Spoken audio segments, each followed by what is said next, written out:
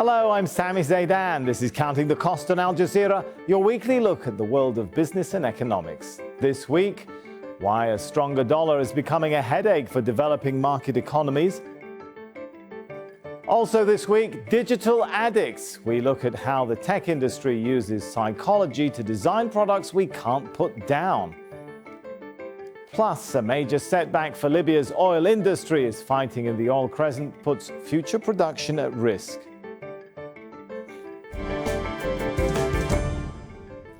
The prospect of a trade war slowing down the world's economy means investors have been reassessing where to put their money.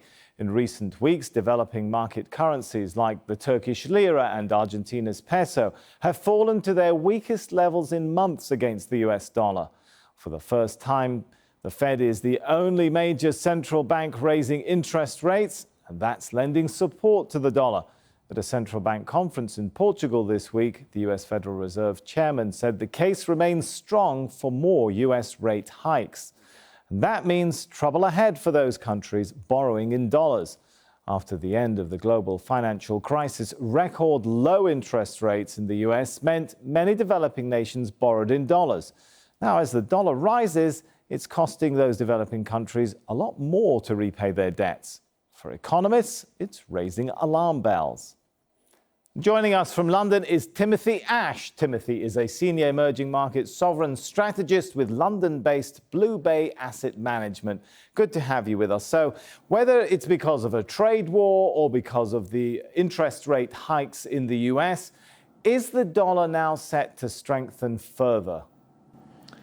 Well, it's a big question, and certainly it's been hurting emerging markets against the backdrop of Fed tightening and tighter global liquidity.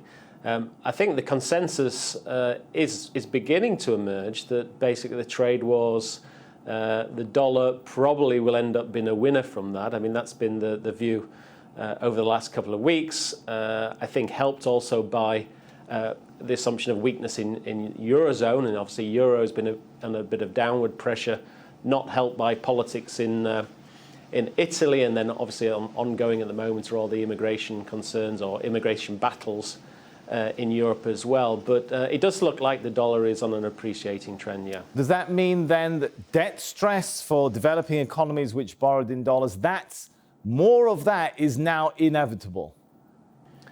Well, it means more pressure. I mean, we enter the year in a Goldilocks scenario for emerging markets, or it appeared that way, with DM central banks tightening but moderately, but the assumption was that global growth would stay pretty robust, and as long as global growth stayed fine, then on the revenue side, emerging market countries will be more than able to cope with higher DM and US rates. I think what's changed in terms of perceptions has been the dollar rally. That's one thing. That obviously increases debt service costs in hard currency, in dollars for many emerging markets. And I think the other one has been concern about trade wars and what that means for global growth. And I think there is a sense that global growth is just coming off the peak, and the bias probably now is towards downside. So you put all those together, you put Fed tightening, dollar strength, trade wars, and prospects for global growth weakening a bit, and actually also fairly difficult bottom-up stories in many big emerging market countries. You've got elections looming this weekend in Turkey, but you've also got elections in Brazil, Mexico, Argentina also looming as well, South Africa next year, and possibly Ukraine, Pakistan. I mean, many countries with elections, India. And of those countries, I mean, there are some significant reform challenges. Brazil, pension reform. Turkey's got a overheating story that needs addressing. Mexico, obviously, concerns around NAFTA. And South Africa, we have a new administration under Cyril Ramaphosa, but still lots of inherited problems from Jacob Zuma to be resolved. So, very challenging environment, I think, at the moment for emerging markets. And on that point, I mean, particularly some of the last points you mentioned there, the sort of domestic economic problems coupled with the global growth rate no longer generating the sort of revenue for developing economies that would help them to manage a higher dollar repayment debt cost. Does that mean, when you think about there were several countries that borrowed heavily when interest rates were low. How global a problem could we see? Is this potentially going to become a domino effect. Unlike the mid-90s or Right. 97, 98 crises in Asia, we don't have that many countries, or there are less countries now with fixed exchange rates, and less countries are trying to defend them, and that's positive. It's a scary new environment. Thank you so much, Timothy Ash, though. My pleasure. Still to come on Counting the Cost, electronic waste recycling. For Thailand, it's a booming industry, but if it isn't handled correctly, it could be an environmental disaster in the making. But first, more than 1.5 million Russians have signed an online petition against the government's pension reforms. The proposal aims to raise the pension age from 55 to 63 for women and from 60 to 65 for men. The bill was submitted to Parliament last Thursday. Rory Challens reports from Moscow. Well, pension reform is something that Vladimir Putin's various governments have been putting off for years and years and years. In fact, in 2005, Putin said that pension ages would never be raised while he was president. Currently, Russia's retirement ages are low, 60 for men and just 55 for women. Those are a legacy of the Soviet years. They were come up with in 1932, when life expectancy in the country was just 35 for men and 40 for women. It's still pretty low by European standards, but it has doubled since those times. So now there's unsustainable pressure on the state pension fund. And the government obviously feels, I think, that now the time is right for some reform. Presidential elections in March are safely out of the way. But they still chose the first day of the World Cup to sneak this plan out. They know that it's a very unpopular thing to do. In fact, in a recent poll, 92% of Russians said they were against it. The plan is for retirement ages to be raised to 65 for men and 63 for women. That will be done over the next decade and a half. The Kremlin is wisely saying that Vladimir Putin is not actually involved in this pension reform. It's a government thing. They will be watching very, very closely for public reaction. And if there is any sign that this is going to bring big crowds out onto the streets, then perhaps they might roll some of this back. Fighting has erupted in Libya's oil crescent. It's damaged the country's main oil exporting terminals located in the northeast of the country. Oil exports are a vital source of revenue for the country. The fighting has suspended those exports, though. The political situation in Libya is fragmented, but up until this month, oil was being produced. Libyan oil is sold internationally through the National Oil Company, which is under the control of the UN-backed government in Tripoli. Libya also has a rival government in Tobruk. Well, the fighting is between two armed groups. It's taking place in northeastern Libya at the Ras Lanuf and Sidra terminals. Libya has Africa's largest proven crude oil reserves, the 9th largest globally. For OPEC member Libya, the worry is that a protracted battle will damage the oil fields themselves and impact even future production. The National Oil Corporation is looking at options to divert some oil exports to alternative terminals as output is impacted. The World Health Organization has listed addiction to electronic and video games as a mental health disorder. The controversial decision has left the gaming industry at odds with scientists. Paul Chatterjian reports. In this virtual universe made up of zeros and ones, dense purple storm clouds shroud the planet. 98% of the world's population has disappeared, and zombies rise to attack remaining humans. It's very fast-paced, and it keeps you engaged the whole time. It's just a lot of fun. So much fun that the mass online phenomena called Fortnite is consuming hundreds of millions of players around the world. While the goal of the game is to battle for the survival of humanity, some people's fragile psyche may not survive these all-consuming digital games. We have been reviewing the evidence for the gaming behavior as a disorder for last several years. The World Health Organization's decision to label addiction to digital and video games as a mental health disorder puts it at odds with gaming industry organizations. Its reference guide of recognized and diagnosable diseases describes the addiction as a pattern of persistent or recurrent gaming behavior that becomes so extensive it takes precedence over other life interests. The person loses control over the gaming and ignores other essential activities like sleep, like eating, like taking part in education or work, and that harms the person. And in spite of the harm, the person continues with gaming. Parents have been concerned about the endless hours their children have spent in front of their consoles since the advent of Atari and Pong. Now they have science as their weapon to limit the time their children spend gaming. The WHO says only a small number of people who play digital and video games would develop a mental health disorder, but early warning signs can help prevent it.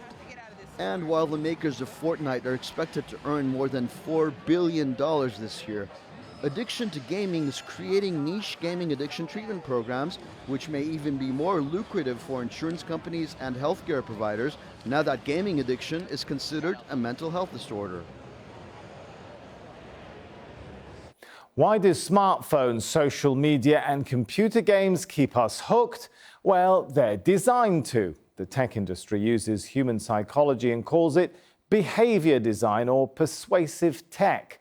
Companies don't conceal this. Apple readily admits its products are addictive. It's even designing an app to help you use your phone less. The average person checks their phone 150 times a day. Psychologists, though, are beginning to describe the deliberate engineering of addiction as an unethical practice. And some within the tech industry want higher standards too. But in the meantime, for a tech company in the attention economy, the more time a user spends online equals more money from ad revenue. And that revenue hit a record $88 billion in 2017. Well, joining me now from London is Dr. Jamie Woodcock. Jamie is a researcher at the Oxford Internet Institute. Good to have you with us. So first of all, how is human psychology used in digital design? Well, I think what we've seen is many attempts to introduce ways, as you mentioned, to capture people's attention. And I think it's no surprise really that these kind of psychological aspects are being included. But I think one of the ones we have to point to as being particularly problematic is the use of gambling or gambling-like aspects in video games, for example, to get users not only hooked, but also can cost them a lot of money too. Give us some examples of how popular apps and social media platforms use psychology then, other than the gambling games you've referred to. I mean, I think many of these are around feedback loops that are introduced into these platforms. These build on well-known effects about, dopamine loops and so on, that you get a rush with a particular kind of interaction.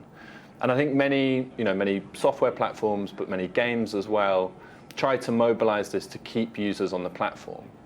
And ultimately, this becomes not so that you share information or you communicate or you get time to play, but to keep people hooked on a platform to make money from it. Well, you're in a university. Are students and people being taught how to use human psychology and some of these techniques that you're talking about?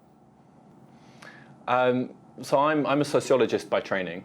So I think one of the things that we try to teach students is a critical approach to these kinds of forms of media, that perhaps we can look beyond these kind of psychological aspects. Well, I understand in your department, I wasn't trying to blame you personally, but I mean, generally in institutions, educational institutions and universities, is that where it starts, that people are taught these techniques? I mean, I think so. And I think, one of the aspects here that we really need to talk about is gamification. And this is where psychological understandings of these feedback loops are being introduced into more and more aspects of our lives. So it's no longer just on social media or just when you're playing video games, but these are used at work, or they're used to keep you exercising. And I think we need to ask questions about, is it right that these things are used to convince us to do things? Is it ethical? So I think this is the big question right now, isn't it? How ethical is it? And I think, in a way, many of these kinds of platforms and kinds of games can be incredibly persuasive. But in a sense, for a company making these products, of course they're going to do this. There's been a long history of trying to make buying products from a company persuasive. I think what we have to do is have conversations about, how manipulative these things can be, and particularly when it involves money. And I think part of this, as an academic, is teaching people to think critically about the way they use these kind of platforms. Well, other than teaching people how to think critically, I mean, now that the WHO is talking about mental health issues, should there be regulation? So I mean, I think there already is regulation of various kinds, particularly. Or does there need to be video more? Games? And perhaps in a different I way think, or different level now? In many ways. Yeah, I think in many ways this is it's a new story, but it's also an old story. So when we have new forms of media that are being used by children that perhaps their parents don't understand or didn't use themselves, we often get these kind of moral panics. Today it's Fortnite. In previous years it was staying up watching TV all night, or watching online videos, or reading books with trashy content or whatever it is. And I think one of the biggest things we could do to move this debate forward is rethink the relationship that technology plays between families. So if parents are worried about Fortnite, perhaps they should play it with their children to get an experience of it, because it's not that the media itself is inherently problematic, it's that there are problematic uses of it. So this should be a sort of family level regulation. You don't see a role for the industry itself, I don't know, psychologists getting involved in sort of the programming design stage and that sort of thing? I mean, I think there's one aspect that does need regulation, and that's the use of gambling in video games. Mm-hmm. So the use of loot boxes or other techniques that involving gambling being targeted at people who are underage, who might not understand the risks of gambling. But that's something where we have the regulation for this. It's just a matter of the regulation being applied properly. All right, we're talking about some of these terms like loot boxes and feedback loops. I mean, what sort of negative side effects are they producing in human behavior? Let's explain them and demystify some of these terms a little bit. So I think, with feedback loops, this is something that's not necessarily a problem. This is something where somebody gains some kind of enjoyment and they're able to go through that process. So it's going on Twitter and finding that your tweet has been liked and retweeted a whole number of times, or it's winning in a video game. So these things that's not necessarily problematic. But I think when these things are tied into gambling aspects, so a loot box is essentially a reward in a video game where the contents of it is randomized. And so people don't know what they're going to get when they open it up. And often this can become problematic because people can then buy additional attempts to win what they want. And that is a way of mobilizing that feeling of winning something, of some positive feedback, and tying it into small purchases or keeping people on the game, which is a form of gambling. What is it doing to people? Is it simply that it's keeping people glued to their phones, or is it doing something deeper to human psychology? So I think there are arguments that the use of these new kinds of media are changing the way we think or our attention span or so on. But in a way, technology has always had these kinds of effects. It changes how we think and it changes what we do. And what I worry about is that we think that the entire media form is a problem. It's true there are cases where people are becoming addicted to these games and so on, but the vast majority of the use is not like that. So I think we have to be careful in kind of over kind of generalizing the use of these forms of media. And the final one about the shift towards artificial intelligence is something that we're all talking about, and I'm wondering whether technology will be even more able to manipulate human psychology in the future because of artificial intelligence, for a profit, of course. So I think this is a really interesting question. At present, artificial intelligence has been used in a whole number of new domains, looking over legal documents in medical uses and so on. Psychology remains quite a difficult thing to program because people are contradictory and have conflicting emotions and all these manner of things. I think really the question we need to be asking is, if it's likely that AI could be used to manipulate people, why are we not having a larger conversation about what AI could be used for that could benefit people? Because I think it's quite a dystopian future where AI is used to trick us and convince us to spend more money and so on, when we could be using technology for much better things. All right, interesting. Thanks so much for your thoughts on that. Apple's been fined $6.5 million for misinforming Australian customers about their faulty iPhones. The tech giant refuses to fix phones and iPads that have been serviced by third parties. But it failed to tell Australian customers about the policy. Apple admitted misleading hundreds of them. Andrew Thomas is in Sydney with more. This was an issue that affected 5,000 people in Australia in 2015 or 2016. They had Apple iPhones or iPads. They downloaded the latest software, only to find that that immediately generated an error 53 message which stopped their device from working entirely. But when those people took their products into an Apple shop like this one, they were told that they'd got the error 53 message because it revealed that they had taken their device at some point to an unauthorized repairer. And Apple said that as a result of that, they had no obligation to repair it or replace it. Well, Australia's consumer regulator has said no. Just because somebody takes a branded product to an unauthorised repairer does not invalidate all of Australia's consumer protection legislation, and that Apple, as a result, has to replace all the broken phones and pay a $9 million Australian dollar fine. That's about $6 million US dollar fine. Well, this was an issue that affected people all over the world, so Australia is unlikely to be the last place where Apple faces such a fine. And finally, recycling firms in Thailand are importing more electronic waste than they're allowed to and processing it in illegal factories. Scott Heidler reports from Bangkok. Police officers gather at a factory gate just outside Bangkok. They send up a drone to take a peek inside before scaling the wall and going in. This is the latest in a series of raids on electronic waste factories. For the past month, the authorities have been cracking down on illegal operations and investigating imported e-waste. Some companies are bringing in more than they're authorized to import and using illegal factories, like this one. It's the largest raid of its kind yet. Police estimate that there are 6,000 tons of illegal waste in the sprawling compound. Only 7 companies they can import, but now we found out that 5 of 7 they import not directly to their factory, but to another illegal factory. 5 importers have now had their licenses suspended for a year. Intelligence gained on previous raids led police here to this e-plastic facility. It's not even registered to do this kind of work. Now, this is a stack of old router fronts. Now, there are thousands of stacks like this on this facility, and it's clear that this particular one came from overseas. On the back of them, there's a sticker with an American customer service number on it.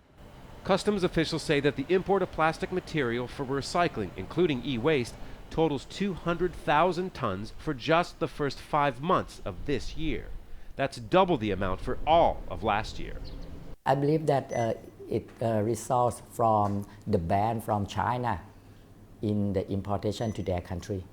So the exporting country tend to find some other countries to send to.